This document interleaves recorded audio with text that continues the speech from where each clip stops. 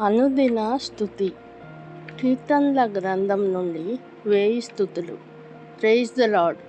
దేవుని నామమునకు మహిమ, ఘనత, ప్రభావములు కలుగునుగాక. ఈ ఉదయకాలాన్ని దేవుని నామ స్తుతితో ప్రారంభిద్దామా? నాశనకరమైన గుంట నుండి పైకెత్తు దేవా స్తోత్రములు.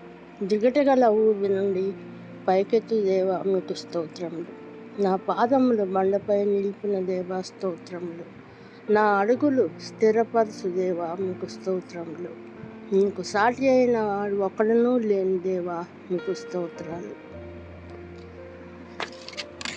కీర్తనాకారుడు నాశనకరమైన గుంటలో దిగటగల ఊబిలో పడిపోయాడు. నెమ్మది లేని జీవితము, పాపపు ఊబి, జిగట ఊబిలో నిలబడుటకు ఆధారం ఉండదు, నిస్సహాయ స్థితి. కీర్తనాకారుడు ఈ పరిస్థితి నుండి బయటపడటకు దేవుని సహాయం కొరకు కనిపెట్టుకొని ఉన్నాడు.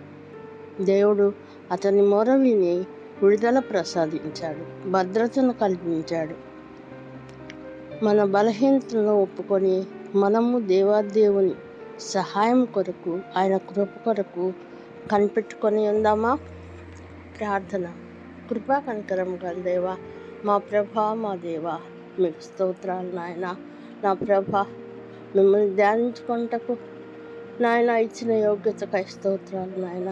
నా ప్రభా, బలహీనంగా మా ప్రభా నాయన మీ కృప కొరకు కనిపెట్టుకుని ఉన్న మాకు నా ప్రభా నాయన, నిస్సహాయ స్థితిలో ఉన్నటువంటి మాకు నా ప్రభా నాయన, మీరే ఆధారమై నా ప్రభా నాయన మమ్మల్ని కాపాడి కనకరించమని నా ప్రభా తండ్రి, చూస్తున్న ప్రతి బిడ్డను, ఈ వాక్యాన్ని ఎవరైతే వింటున్నారో వారందరినీ నా ప్రభా నిండార్లుగా దీవించి ఆశీర్వదించమని, నన్ను నా కుటుంబాన్ని జ్ఞాపకం చేసుకున్నామని యేసు నామములో ప్రార్థిస్తున్నాను పరమ తండ్రి.